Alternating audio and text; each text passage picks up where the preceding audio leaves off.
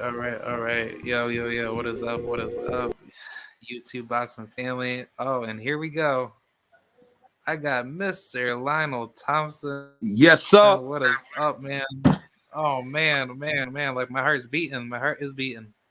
Nice to meet you. Good, Thank likewise, like King. yeah. Thank you for taking the time, man.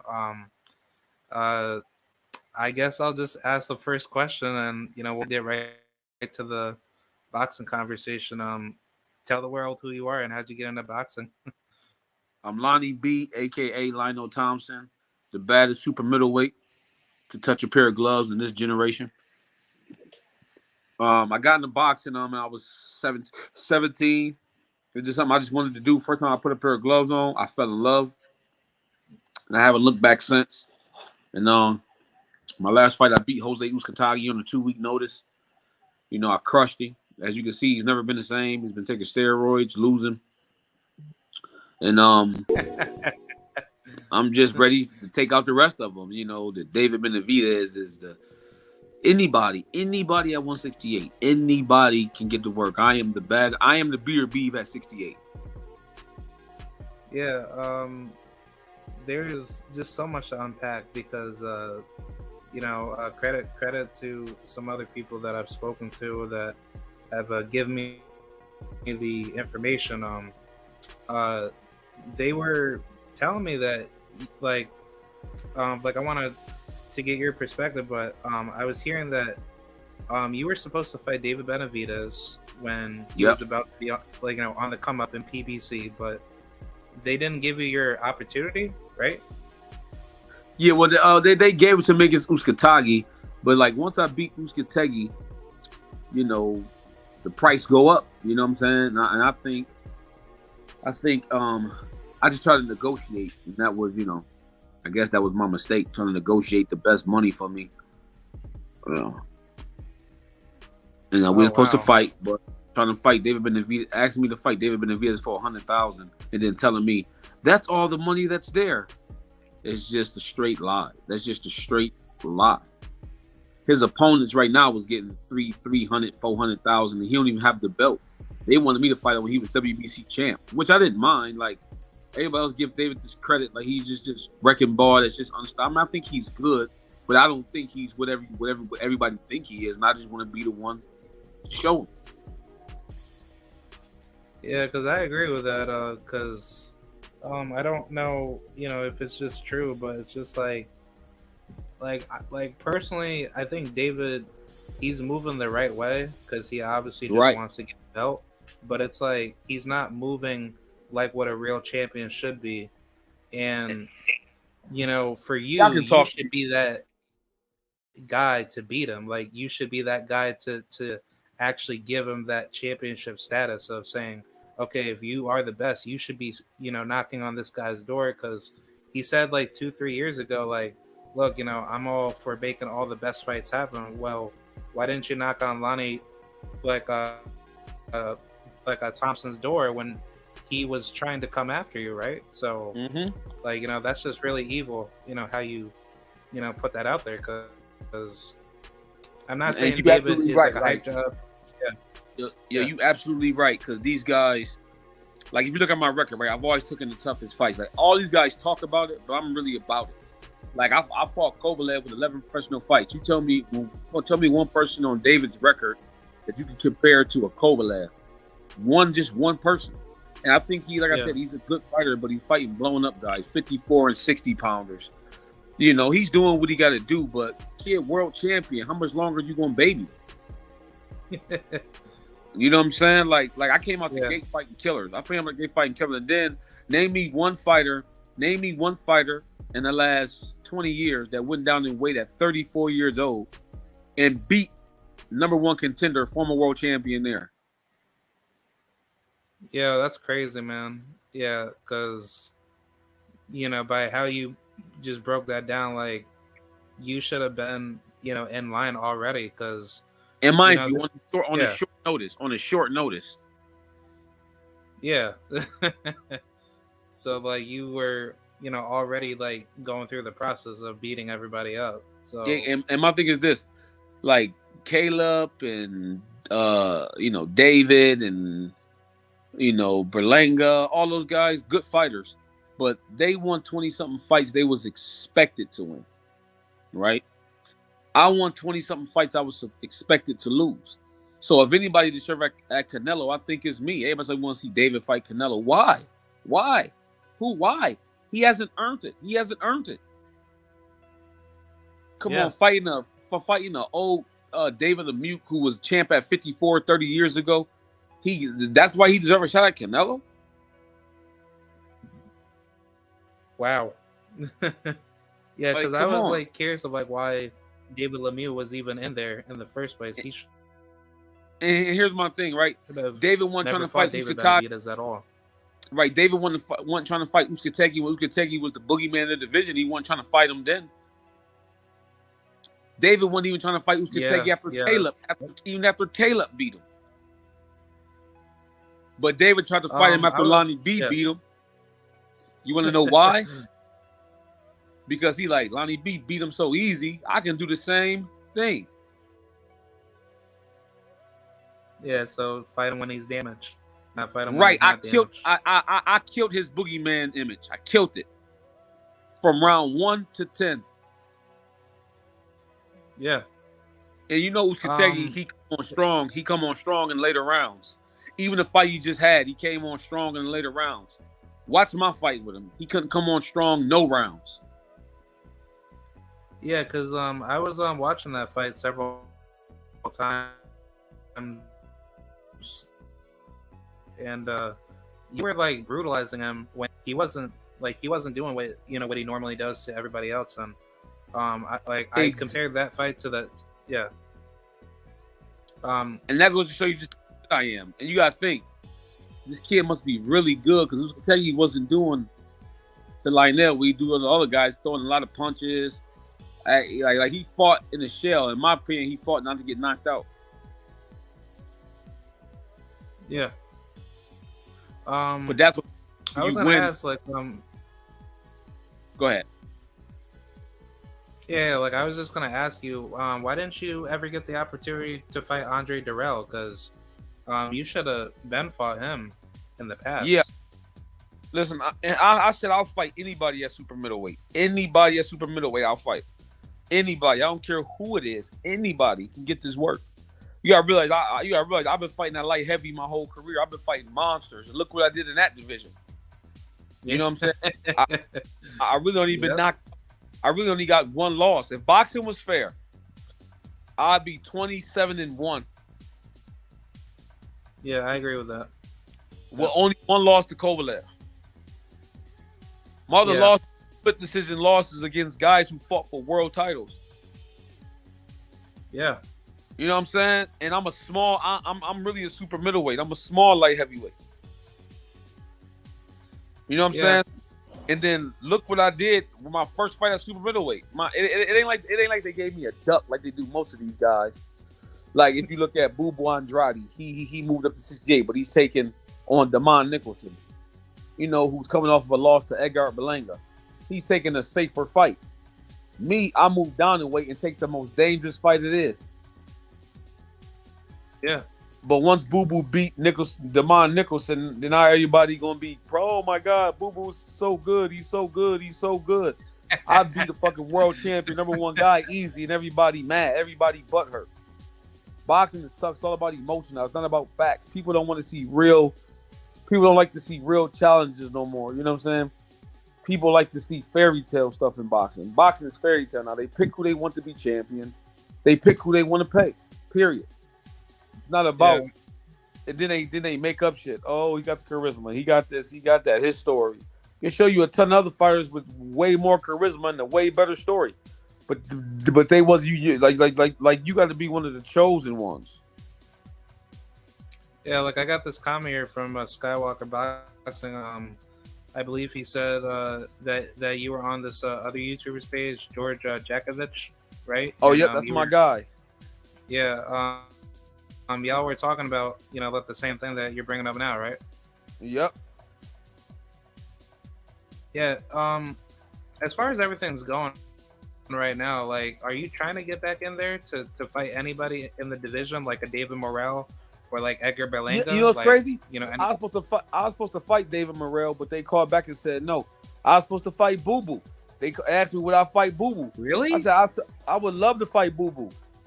True facts. They called me back and said no, I'm too tough of a fight. Yo, that's so crazy, man. Like, here's my Wow. thing. I believe I'm the best super middleweight, but I want to go out there and prove it. You know what I'm saying? Like, Uzcategui was just a warm up, and I'm way better than that. Nobody even seen the best of me yet, because I never had a full training camp. All my fights, they like the positive trying to get me to lose.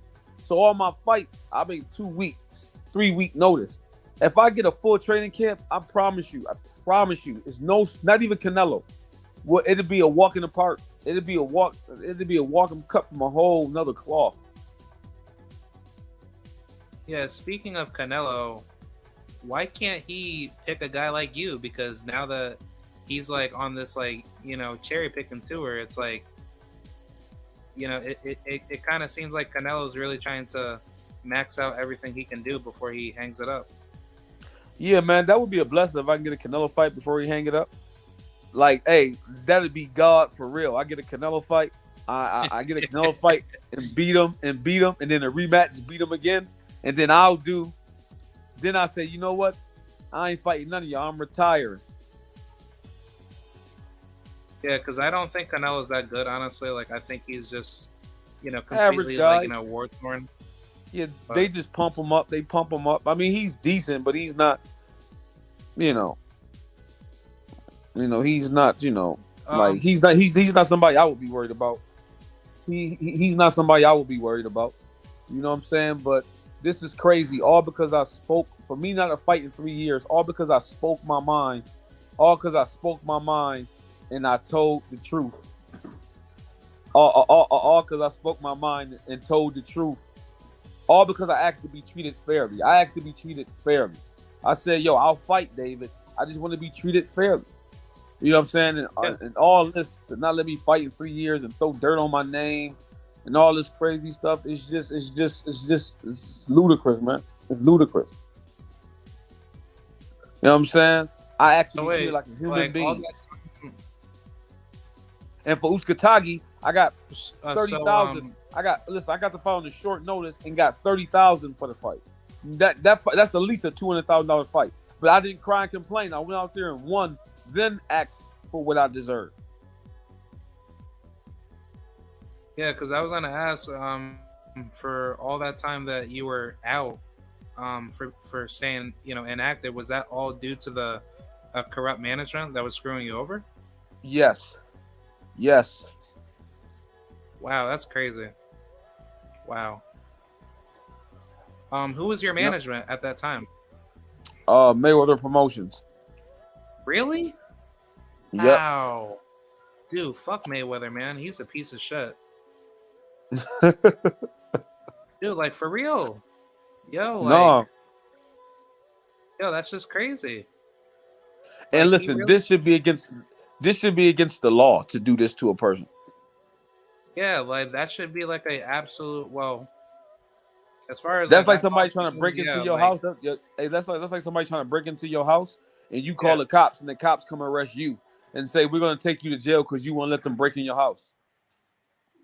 Yeah, that's basically what it is. It's like you defending yourself and they want to put you in jail for simply defending, yourself to try to kill somebody. Right. Yeah. So basically, with that being said, was Mayweather Promotions just not promoting you? Like they weren't doing their job, or? Right. No, what they did was I was better. This is what all my promoters. Since my career started, I'm better. You gotta realize most people that run boxing know nothing about fighting. They know business. They know who they want to make money, but they don't know nothing about fighting. So I'm better than what they anticipated. So they signed me as an opponent thinking, okay, we'll sign him as an opponent and we can clip the money because don't nobody care. He an opponent. Nobody care about him. So we'll clip the money and then brainwash him and tell him it's about the opportunity. Put him in fights after tough fight, keep clipping the money into it. He keep winning good. We can steal more money. But then if he lose, so what? They kick you to the curb and leave you broke and pat you on the back and give you a TNT hat and say, you family. Yeah, that's crazy, man. Because I was talking to like another fighter about that, and he told me a similar story where he knew other fighters that were working under the management of Mayweather Promotions, and I'll even use like guys like Richardson Hitchens. Like I know people that know him, but like he made like a really good statement. Like I think this is like back in the Edgar Berlanga fight card, in which I was there for the fight. But he was talking to this other YouTuber. I don't know if you know him. His name is YSM Media, and he was basically talking about how Mayweather just didn't, give two craps about him. Like, he was asking for big fights. He wanted to stay active, and Mayweather Promotions was not listening to him. They were all focused on Gervonta, and Gervonta, he even said it recently himself, right? Like, he wasn't being treated, like a person. He was being taken like advantage of, and that's why Gervonta, he was so outspoken against Mayweather. But it's like Mayweather knows like he's not a businessman when it comes to boxing. Like he's just using it because he wants to stay relevant, And it's more like this, right? Floyd say he made boxing better. If you said in an interview, he said, I made boxing better. I believe the fighter should get the lion's share. Fighters up there risking their life. Yeah, huh? I said the fighters should be in like full control of their career. Nobody should be telling them how to, run their career. Right, and the thing is, he left Top Rank for that and said they treated him so wrong. But then he run a promotion like 10 times worse than that. Yeah, 10 times worse than Top Rank. You know what I'm saying? And then it's like he's supposed to be a black man. You know what I'm saying? They say he come from the same ghetto we come from. Yeah, definitely doesn't seem like it. Yeah, like that he say he come from the same ghetto that we come from. You know what I'm saying? And it's just sad that you work that hard. That you saying you work that hard, and like he say, hard work, dedication, but ain't nobody stop him from being successful with his hard work and dedication. So you're the only one that can make it and get paid off your hard work and dedication, but nobody else up under you can. Yeah, I was looking at a economic study, and it shows that the fighters that are doing good in boxing, that's like less than 1% of the actual population of fighters that are doing good, and those are like the fighters that already have like a backing. And in Floyd Mayweather's case, like he wasn't really getting big money until after he left Top Rank, but the only reason why he made big money was because of Al Heyman, because Al Heyman, obviously, he doesn't really talk a lot, but he basically explained to Floyd how to run your business outside of boxing. But think of it like this. I disagree, because he was making money with Top Rank. He just wasn't making hundreds of millions of dollars. But here's my thing. Yeah. Bob Arum laid the blueprint down for him to leave and make $100 million. Yeah. Like, because here's my thing. Floyd wasn't a big ticket seller when he went pro, even though he was an Olympian. He wasn't a big ticket seller. But Bob Arum made him a ticket seller by promoting him, by investing money in him, by putting him on TV. So when he left, it was easy for him to go and make $100 million because Bob Arum laid the blueprint, laid the foundation down. So how do you vision a fighter that's starting out in boxing? Like how do you get to that level? Like do you need to like be that bad guy in the sport where you have to like be like super duper like cocky, or do you need to like go out there and you don't gotta be, you just gotta be like, you gotta be a chosen one. You gotta it's not about, growing up I thought I worked so hard, so I'm like, I want to be the best because I thought that would bring me the money and the greatness. But now it's not about that. Now promoters lie to the public. The public don't really know anything about what they looking at. So that's why you got guys like Jake Paul who can be considered a real boxer. a real boxer, all because he got a YouTube following and all this stuff, and it's just crazy. Like a YouTube. It's not a fighter's job to promote. It's a fighter's job to fight. It's a promoter's job to promote. That's why it's called a team. Yeah. If that's the case, then they need to just cut out the promoters and do stuff on their own. If the fighter got to promote himself and fight, we will never see fights like Hagler Hearns again, Aaron Pryor, Alexis Arguello, Pernell Whitaker, Chavez, because promoters don't want to promote. The good fighters is at the bottom, and all the phonies is at the top. So we'd never see good fighters. That's why you got guys that guys like David Benavidez who could fight guys like David Lemieux, and the fans like, oh my God, David's a beast. But we'd never see Crawford Spence. Why can't we see that fight? Yeah. You know what I'm saying? Why can't we get the fights that we want? Because the promoter's like, I'm not going to risk my ticket seller losing. Instead of them just doing their job and promoting. Yeah. You know what I'm saying? So that's boxing is and that's why boxing is dying. That's why UFC is winning. Because guys fight, the fans get the fights they want to see. Yeah, there's no ducking and dodging. Everything's top down. And nobody in UFC can blackball somebody and say, "Oh, I don't want him to fight because he won't let me steal from him." Yeah. And this is my thing. Like as far as the media, y'all gotta start getting on my side and posting me and asking these guys when y'all do interviews with them, why Lonnie B ain't fighting? Why ain't none of y'all trying to fight Lonnie B? He beat Uskategi. He been on the bench. Why? And then y'all need to start don't just say it to me, say it to them. When you see Floyd, be like, yo, what you mean he turned it down? Look at the money you offered him. And you a firm believer in getting paid. You said Tyrank ain't pay you enough, but you trying to make this kid fight a tough fight for pennies. But you said you wasn't getting paid enough and you was getting paid millions, and you don't pay nobody millions. I wasn't even asking for $1 million. I was asking for a half. Because that's what was on the table. Give me $500,000 and we got to fight. You know what they told me? Me asking for $500,000 is absurd. Me asking for some money that I earned where I can die in the ring is absurd. But this is the same man who wouldn't fight Pacquiao because they offered him $50 million, and he said that wasn't enough. Yeah. Yeah, I definitely agree with that because in terms of the business go well, let the business structure in boxing how does it operate when you do get the contract? Do they just give you a guarantee straight up, and for any other money that comes off the back end, does that add onto it? Or well, no, it's if you get a real promoter, they should guarantee you some stuff. You know what I'm saying? But most promoters I've dealt with just tried to screw me. They've been like you gotta realize, right? Most promoters I dealt with, they was signing me as an opponent. You know what I'm saying? I just happened to win.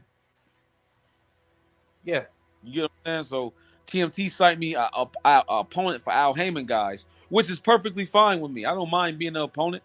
I do not mind at all because I know what I can do. You know what I'm saying? But just when I win, be fair. It's all be fair. Be fair. So Floyd gonna tell me, oh, you ain't getting no younger. That's why you should take this fight. That's why you should pay me too. Yeah. When it comes to age, oh, you're getting older. But me getting older don't apply when it's time to cut that check. When it's time to cut that check, you want to pay me like I'm 19, like I got 30 years. Yeah, that's so messed up, man. That's really just effed up. I was gonna say for the fights that you were in, how should I say, neck and neck battles with, I'm looking at the resume here, but you've been in some really good fights with Edwin Rodriguez, Paul Parker, those guys. How do those styles make you better as a fighter? Well, because with those fights, I kind of ran out of time. Edwin beat me. That was a tough fight. I ain't gonna lie. I was hitting him with some hard shots. I just couldn't hurt him. He was just too big. But the kid Paul Parker, I just ran out of time. I asked for 10 rounds. They gave me 8. I said I need 10 rounds. He's 6'4". He's 6'4" with a I don't know how long his reach is, but 6'4". I'm 5'11". They give me 8 rounds. Like I lost the first 4, but once I got warmed up, the last 4 I was crushing them. I'd have knocked them out if I had one more round, but they only made it. They made it an 8-rounder. Yeah. That's why I'm like, do they really got my best interest? Why would you give me an 8-rounder with a guy that's 6'4"? Yeah, that's just crazy how how they want to like match you up against guys that have like certain advantages over you. That's what I'm saying. Yeah. Ludicrous, you know what I'm saying? So I'm just more like, but if you look at the guys I beat after that, Donovan George, he went 12 rounds with Adonis Stevenson. Yeah, he's good. I like 95 knockout ratio. Oh yeah. He could hit too. Yeah. I crushed him. The kid Steve Lovett, he was 16-1 when I fought him, right? 16-0. I knocked him out in 3 rounds. Yeah, he got knocked out in round 4. The kid Earl Newman, who was undefeated when I fought him, they had high hopes for him. They thought he was going far. He got a draw with Paul. That shows you that I'm really the truth. He got a draw with Paul Parker. I would have stopped Paul Parker. So since they thought I lost to Paul Parker and he got a draw with Paul Parker, that he can beat me, I destroys the kid's career. After I beat him, he don't have a career after that. He started getting knocked out, losing ever since. Yeah, I used to like him until he got knocked out by Fa. But look who gave him his first loss. Yeah, you. The curse. Yeah, you know what I'm saying? And then they put me in with Edwin Rodriguez, let him come in 5 pounds overweight, and he tested positive for something after the fight, and they didn't even care. They didn't even try to test. Really? He cheated? Yeah. Oh man, screw him, man. Yo, that's crazy. Hey, you've noticed he ain't fought since he fought me. Oh, okay. Wow. So now that explains why. Wow, yo, that's messed up, man. Like that's just. Peggy. I might no. Then I fight another guy, a guy. Then they put me there with Uskategi, and I put him in the dirt. A world champion. That wipes my record clean. Ain't nobody want to fight him. Nobody. I was gonna say, why not fight, like a guy like who's that? One other good super middleweight guy. You could fight Vladimir Shishkin. Beat him up. I would listen. See, the thing is, people think I'm just sitting here sucking on my thumb. I'm trying to fight. I tried to fight Boo Boo, Jesse Hart, Boo Boo. David Father said they would love to fight me, but when I called him trying to make the fight happen, he started, it might not make sense and all this other crap. I've tried to fight everybody. Yeah, that's why I need to get on my side. Have you ever reached out to other guys like Gabe Rosado, Shane Mosley Jr., and all those guys? Or them guys wouldn't fight me. They know what it is. They, especially Shane Mosley Jr. He trained out here with me. He know what it is. Oh, yeah. He's just like, nah, man. I'm gonna get knocked out. he doesn't see me put guys to sleep. Facts. Wow. Yeah, you're definitely high risk, low reward. Actually, why not fight Diego Pacheco? Take him down. Listen. See, you naming all these names, but here's my thing: my phone ain't ringing. They ain't dodging my number. I made this perfectly clear. I'll fight anybody at super middleweight. Anybody. I don't care who it is. None of these guys can beat me. Period.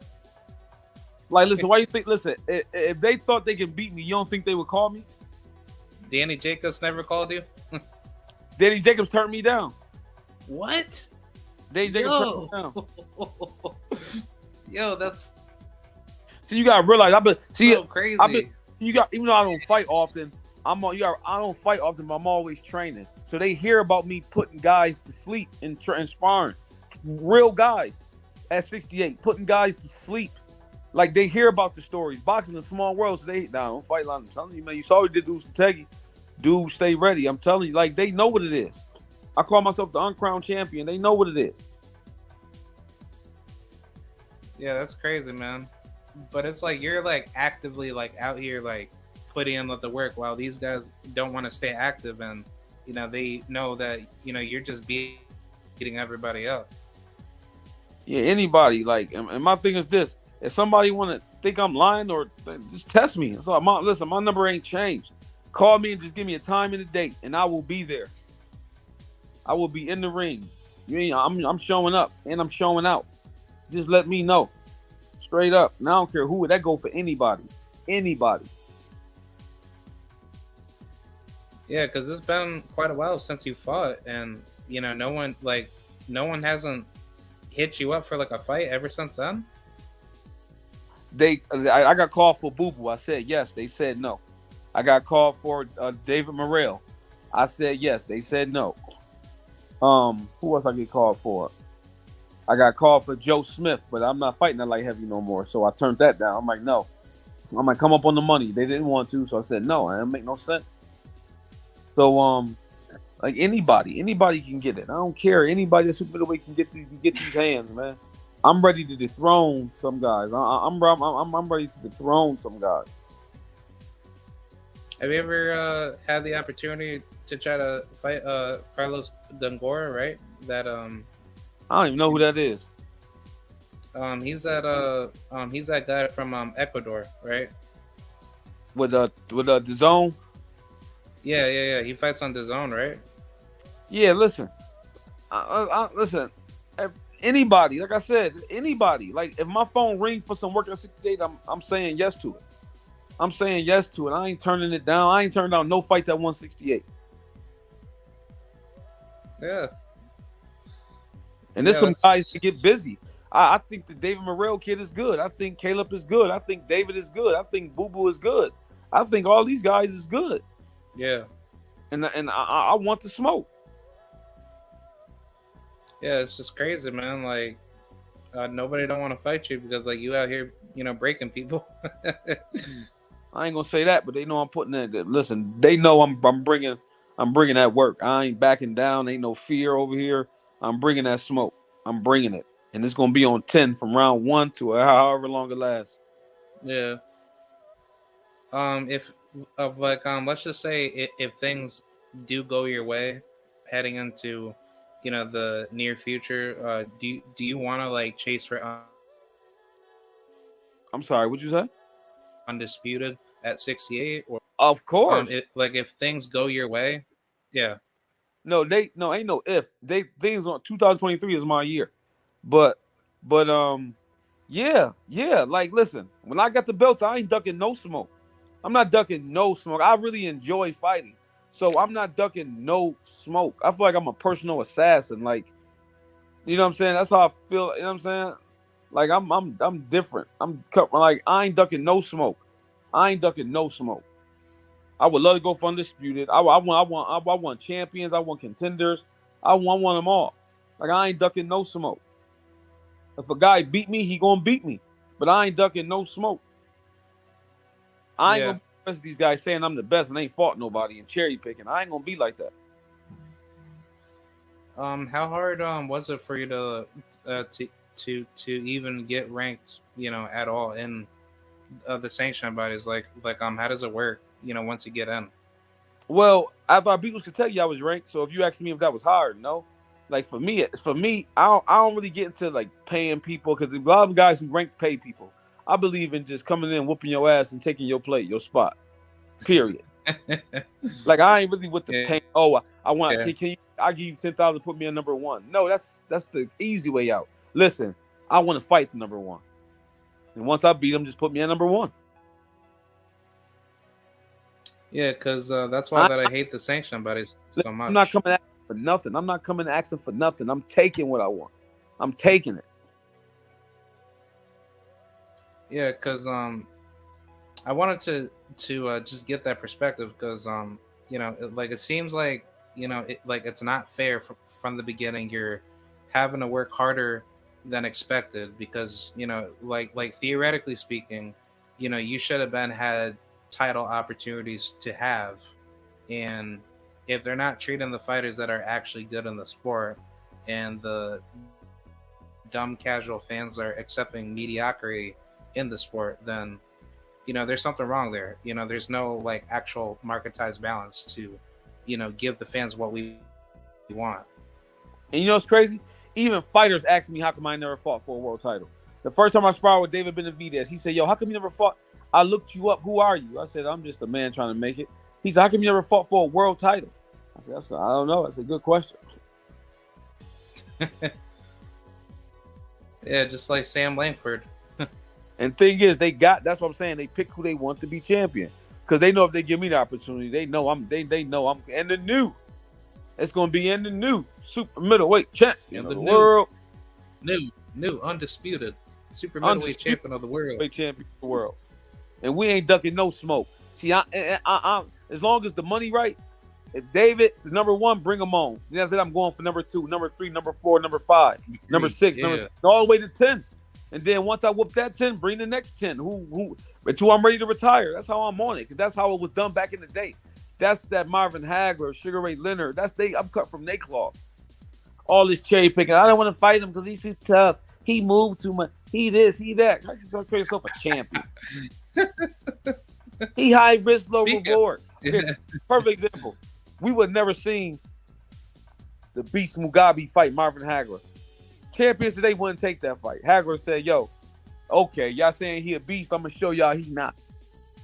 Hagler didn't say he high risk, low reward. It don't make no sense. It don't this, it don't that, it don't this, it don't that. He said, "Yo," and he just beat Tommy Hearns. He just beat Tommy Hearns. He ain't have to fight the John the Beast Mugabe. Yeah. He could have said he don't bring nothing to the table. His name ain't big enough. But he said, since y'all calling him a beast, I'm gonna show y'all he's not. And y'all keep saying he'll give me a good fight. I'm gonna show y'all he won't. That's what real champions do. Yeah. All these fighters nowadays, they're just good businessmen, but I don't consider them fighters. Yeah. Yeah, I agree with that 100%. But don't forget Wilfredo Benitez. He's Wilfredo Benitez is another killer. Yeah. Yeah. I got that Puerto Rican blood on, so I gotta put that out there for him. But yeah, I'm busy. Who are your favorite fighters? All time. Like for boxing. Arthur Beterbiev, Marvin Hagler, Hank Pryor, Sugar Ray Leonard, Pernell Whitaker, Tommy Hearns. Who else? It's some guys, man. White Kwawi. Yep, the White Kwawi, and the kid. Yeah, he was good. He was mad good. Right. Dmitry Pirog's one of my favorite ones. He beat Danny Jacobs. Yeah, Dmitry Pirog, he was a monster. He was a beast. I'm talking about skill on top of skill on top of skill. Lomachenko. What's his name was great too. Yep, and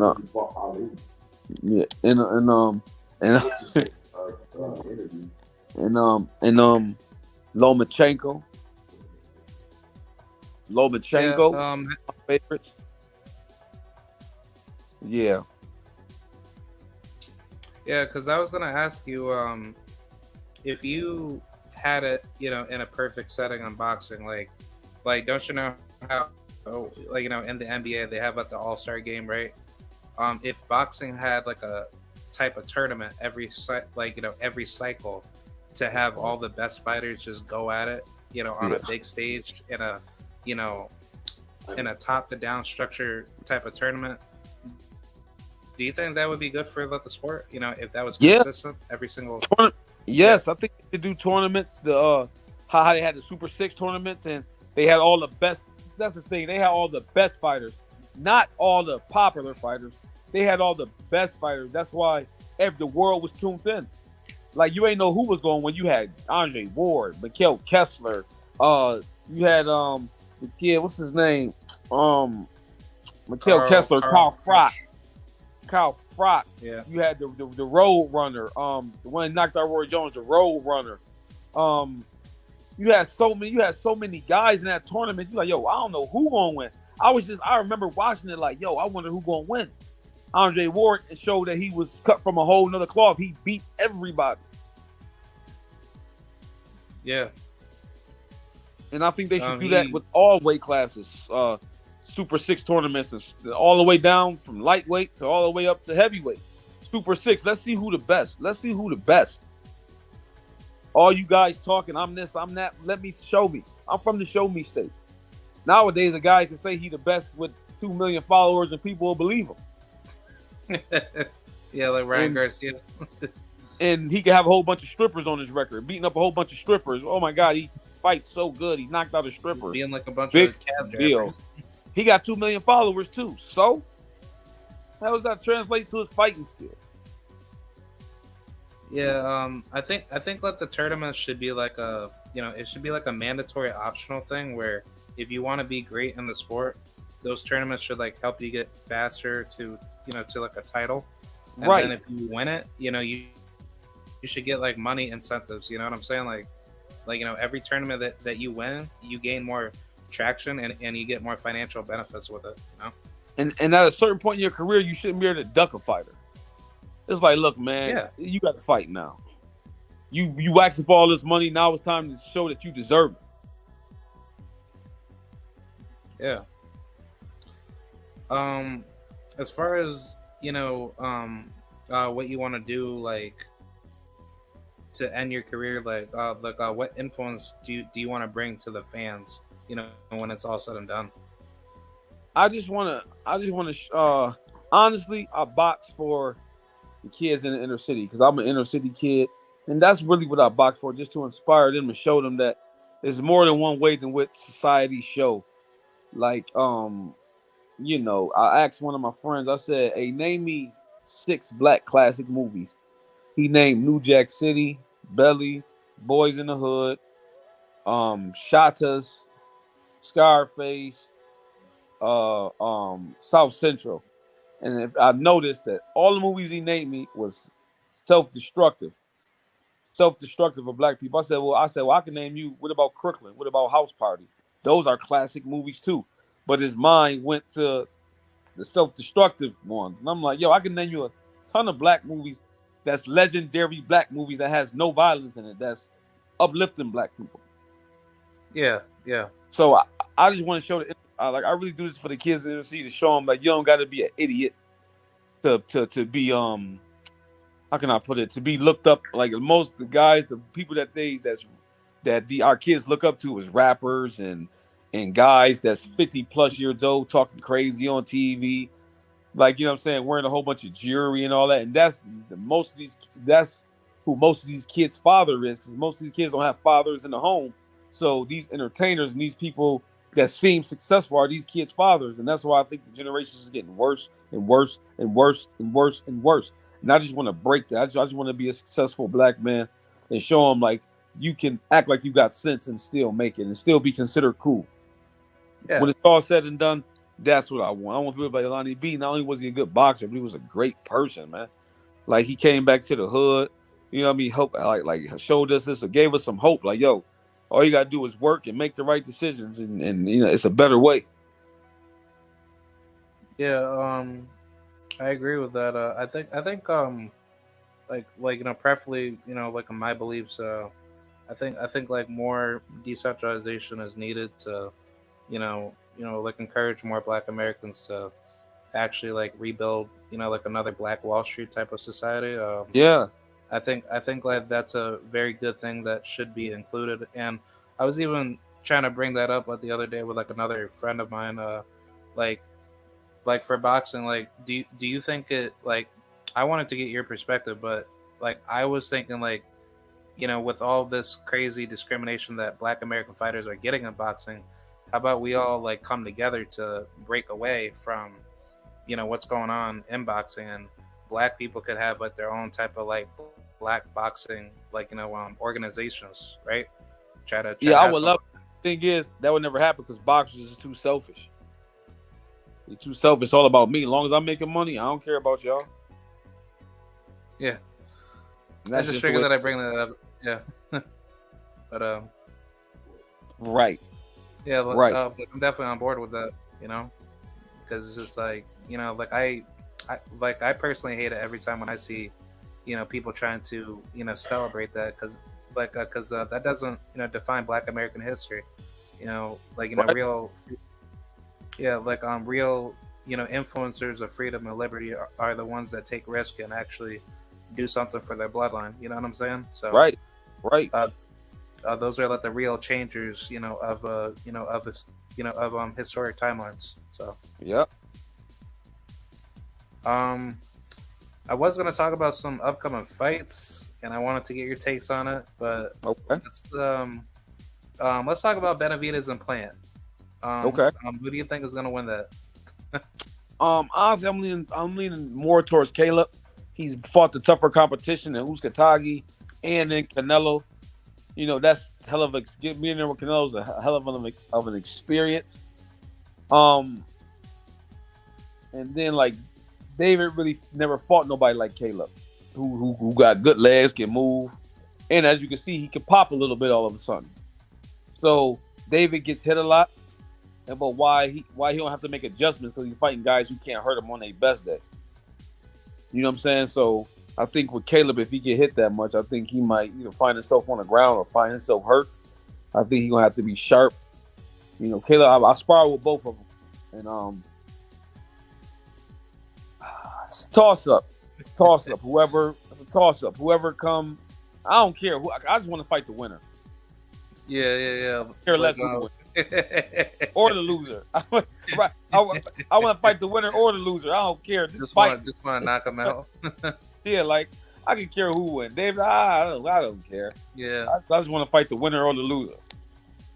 I think honestly, like you would just smoke them, even if they were in their primes, because I was thinking about that over like the years, ever since I was like watching PBC fighters come up, and I was like always thinking like about like why didn't you fight Caleb when he was on the come up, and then the winner of that fight should have fought David Benavidez when he was champion or on his way to become one, because now this matchup just doesn't make any sense, because it's like David Benavidez, he still has like his prime in there, but Caleb Plant, like, I want to blame him for like not fighting David Benavidez when they were both champions, but it's like, you should have had the opportunity, and they shouldn't have been given the opportunity a lot sooner to get their titles. If you know what I'm saying.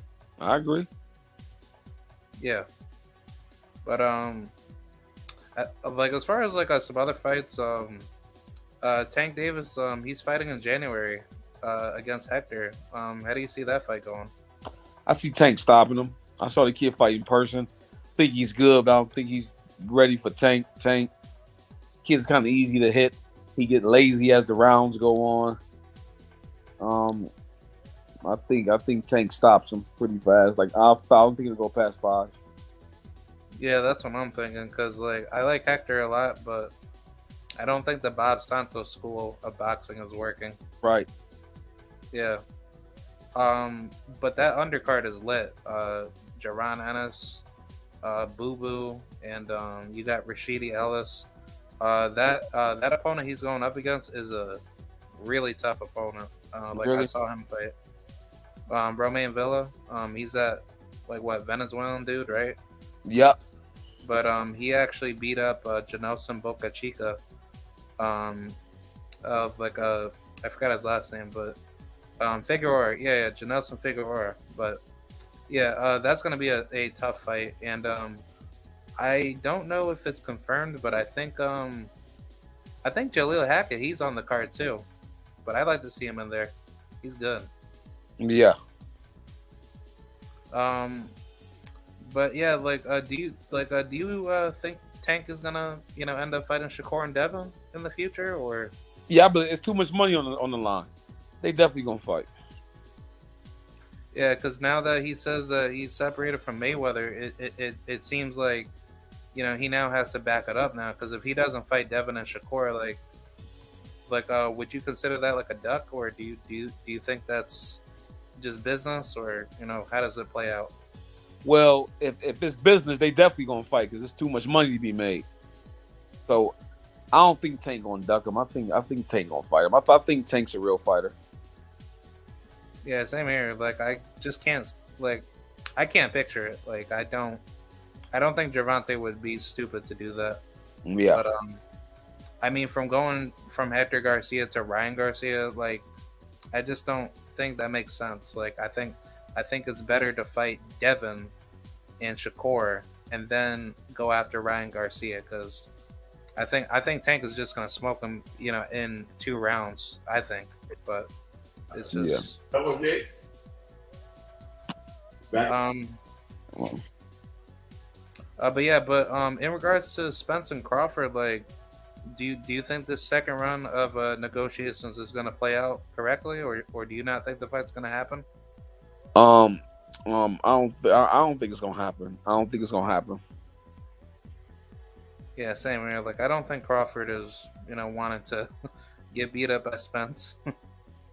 Honestly, I got Crawford beating Spence. Really? Yeah, because he could do so many different things in the ring, man. Spence is only one dimensional, and Spence don't like getting hit. You saw his last fight; he got hit and tried to walk away. Really?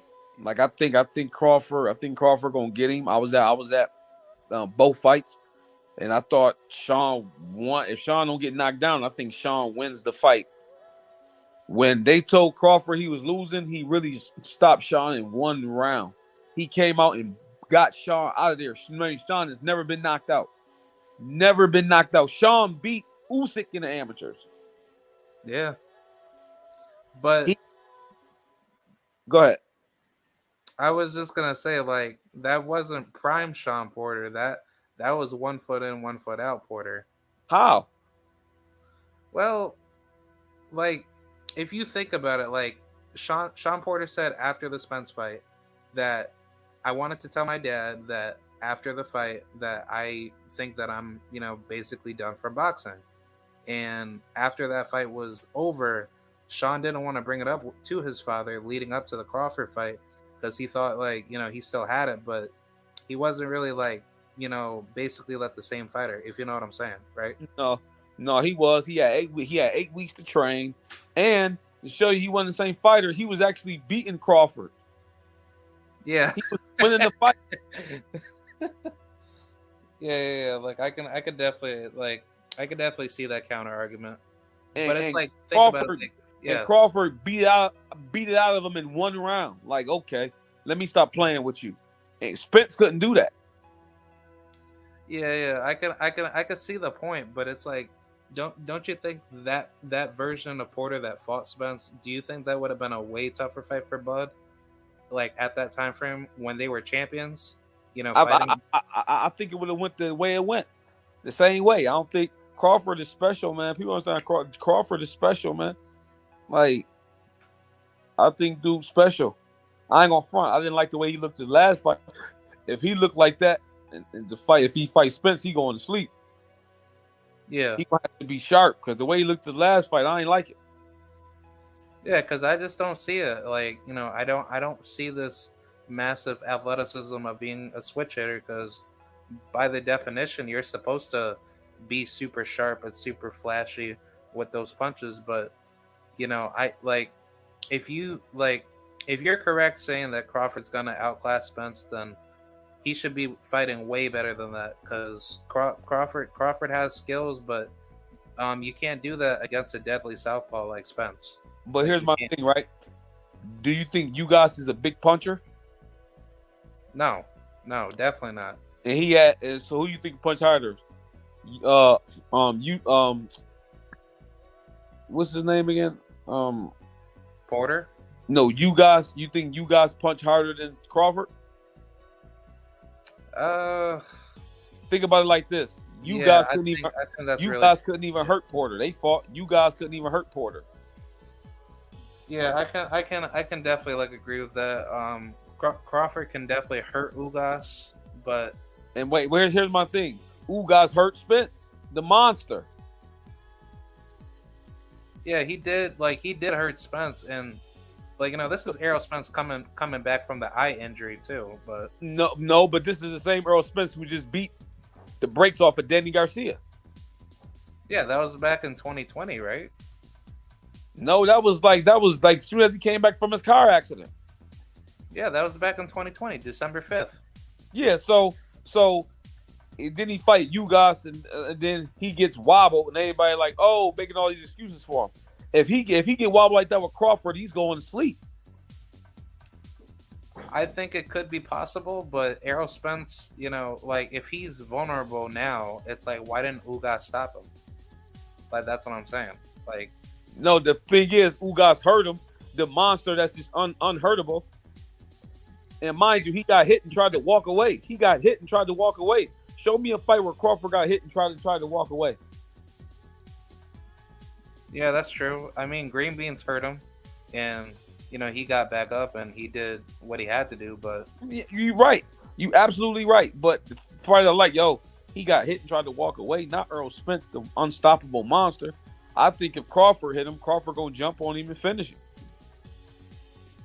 Yeah, because I just think like just based off of how Crawford is moving, it's like if you really believe you could stop Spence, then like Crawford that should have fought Spence back in November, like that version of him fighting Avenizin just doesn't play out correctly. So I just think like with what you're saying is totally fine, but it's like you said, if you're like a real champion, then you should really go out there and show it to the world that you stop at the baddest man on the planet in that division, and you can be undisputed in that division. You know what I'm saying? Like, because it just makes sense. Like, you're gonna make a lot of money, and even if he wants to, rematch you, or he beats you and you want to run it back with him, like you're going to benefit from it because it's like it's a win-win off of both pages. So I just think the fight needs to happen, or else, to me at least, like I just think Crawford, he's not wanting to be great. Like I've said it multiple times with multiple people, but it's like, look, if you call yourself pound for pound number one, how I see it with pound for pound. Wait, well, I'll ask you something. So you think it's all on Crawford that? So you think Spence? So you really think that Spence is like really trying to like it's all Crawford fight? Crawford fought is none of Spence fault? I'm not saying it like that, but I'm just saying like if you are considering yourself to be like the greatest in the world, you should be doing great things to take ownership of you coming to the table to fight. And so should Spence. Yeah, but I don't think EJ is doing that right now, unless disproven otherwise. But I mean, like, we're just gonna have to find out, because I just want to see the fight happen, and Me too. Yeah, like this has been going on for like 5+ years now, and I'm like brand new coming into that whole controversy, but I didn't start like listening into like the whole like business side of it until like after like I got educated on it, because I used to think like Crawford was like the baddest person ever, and nobody didn't want to fight him. But then once I started like hearing better information like about it, then I was like, okay, like Crawford got to back it up now. You know what I'm saying? Like, yeah. So I just think like even if you were in that position, like if you beat everybody in your division, but some people want to say like, oh yeah, like you're down to this guy and that guy, but it's like you're proving to the world that you beat everybody and nobody else wants to fight you. It's like you don't have anything else left to prove because you beat everybody. But right. If you have it in a different scenario, like I just go out to this part of the world and I could just school, like 200+ people in basketball to think that I'm like the greatest person in the world over there, but I'm not proving it back in a different part of the world, then that doesn't make you look great. You know what I'm saying? Right. Now let's go on this Anthony Yard and Beater B. Yeah. Anthony Yard. You were talking some mad smack about him, saying that Yard is gonna get. He gonna get crushed. He doesn't even belong in there with Beater B. Who has he beat? He lost to Kovalev, an old Kovalev. He didn't fight the Kovalev I fought. He fought an old Kovalev and got scraped. So Beater B was a whole different monster. Like he looked like a bodybuilder. He's a bodybuilder trying to fight like Floyd Mayweather. You can tell he's a YouTube guy. He just look at Floyd all day. He tried to do everything like Floyd. Yeah, I think Yeah, like I think Beterbiev is just gonna, just stomp him. I think he's gonna kill him. Lions in the camp. Lions in. How you a lion? You ain't even been there with one. Lions in the camp. Like you can tell he's trying to be a Floyd. Like the stuff he say, just we working. Make it sound like he just work. Come on, man, stop it. Do you think better? Like, do you say? Do you think Beterbiev and Bivol are gonna fight? Ultimately, in the future. Oh, absolutely. Yeah, because I got Bivol beating him. Oh yeah, nah, that's not gonna happen. No, that's not gonna happen. Oh man, he gonna knock Bivol out fast. But what if Bivol beats him? Not gonna happen. Trust me. Bivol. Listen, why you think Bivol ain't trying to make that fight? Bivol is going to sleep. Trust me. Hey man, it's not gonna go past 5 or 6. It's not. It's not going past 5 or 6. He going to sleep. Period. Wow, man. Yeah, that's very cold. No, that's the truth. That's the truth. He going to sleep. Have you ever sparred Bivol? Have you ever ran into him or? I've seen him. He about my size, but I've been in the ring with Beef, and trust me, that is by far the worst thing I've ever experienced in physical combat since I've been alive. Wait, how hard does he punch? I can't explain it. Like, he punched so hard, I can't even explain it. It's not like Deontay Wilder type of punching power, right? Yes. At light heavyweight. With both hands, though. Not just one. And skills. And physically an animal. Physically a chimpanzee. So basically, he's a Mortal Kombat character. he's the Ivan Drago of today. Yeah, he's like the real Drago. except that Rocky ain't gonna beat him. Yeah. As far as like Beterbiev's skill set, like what did you get out of that sparring? Like, did he like teach you anything or? Yeah, he taught me how to duck and move and hold when I got to. Yeah, he definitely looks like he punches real hard everywhere he fights. Listen, that's not even like Sam P punch real hard is not giving him his just due. He punched. I can't explain it. Like something you gotta feel. Like when you get hit that hard, your mind be like, "What just happened?" Yeah, that's wild, man. But he's like, is he like coming in to just brawl or like how does he like approach you? When you guys he got skills. He come in with a jab, moving his head. Like he listen to beat the guys he's beating. He gotta have skills. He beat Alexander Volsnik, who knocked out Adonis Stevenson. He beat Marcus Brown. He beat the kid Callum Johnson, who's strong. He big and strong. He knocked him out. Yeah, he just knocked out Joe Johnson Smith. Is a monster. Yeah, he just knocked out Joe Smith in 2 rounds, who's never been down. And actually, and he hurt Bivol. Yeah, like I was gonna tell you, I went to my very first boxing fight back in January for the Joe Smith Steve Geffert card, and he was gonna fight Caleb Johnson, but Johnson, he quote unquote had COVID. I don't know how, but I think Caleb could have stopped Joe Smith Jr. honestly, right? Because like that definitely would have been like a bad style matchup right there, right? Yeah, because like Caleb, he's a massive puncher. Yeah, and Arthur knocked out both of them. Yeah, Beterbiev, he's an absolute demon, man. Like Yachty don't stand a chance. I don't care I don't care what he put in this. He don't stand a chance. See now, speaking of Bivol, do you think a guy like Charlo should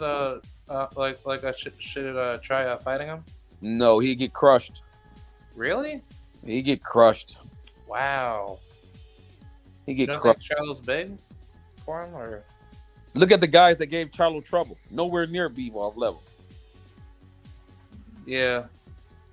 I mean, I just think like Charlo, like size wise, can definitely hurt him, but I can see it from the technical view. Like, if he can't box, look at what Bivol just did to Zerto.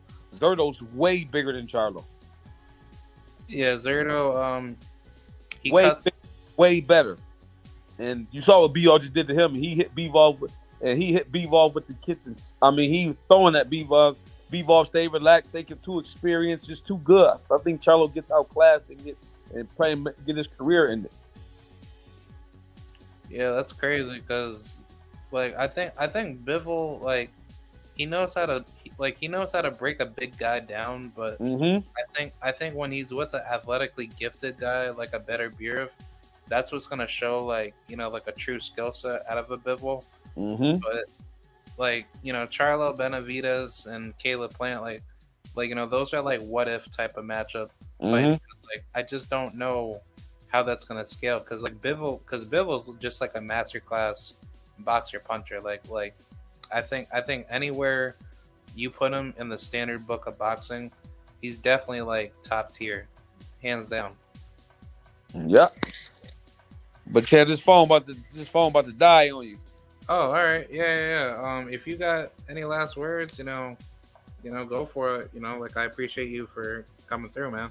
No doubt. Lonnie B, the best super middleweight in the world. Give me a shot. Give me a chance. Don't believe the lies. And give me a shot. I promise you, I'll get the fans fights they'll never forget. And I will be a superstar. Yes, sir. And I want to thank God. I want to thank my Lord and Savior, Jesus Christ. And we coming for that top spot. Yes, sir. I can't wait. Yeah, like, I appreciate you for coming through, and like, I'd like to do this again in the future, man. Yeah, I would love to. Yeah, thank you for coming by. Like, I'll do my best to help you out, whenever you fight next. So, thank you, man. All right, thank you very much. All right, I appreciate it. All right, y'all. Thank you guys for coming through. Shout out to Mr. Lionell Thompson. Yeah, that was a good show. And shout out to Skywalker. Thank you for coming through. And PBH Big Dog. Thank you. And everybody else. So I'll see you guys later. Peace out. And have a good day. And yeah, goodbye. Yep, here's the outro. So I'll see you guys later. Peace out. Goodbye. And happy holidays.